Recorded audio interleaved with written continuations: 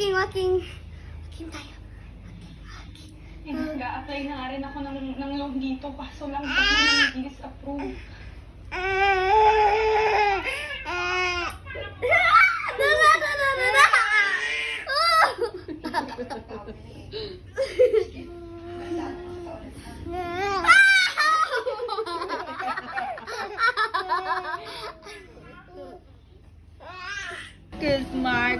Marcus, so happy, baby.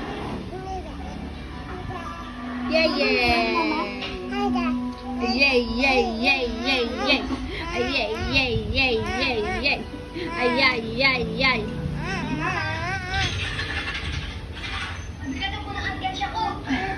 Marami na po. Yay. So, kailangan bigyan ng baon next year. Mag-high school na po ako. Yummy. Hindi mo dapat inisip yan. Kung talaga, trabaho ng mama yun. Dapat ang inisip. Ayaw, dudurog ko sana eh. Eh, nakalagay sa rin. Mami.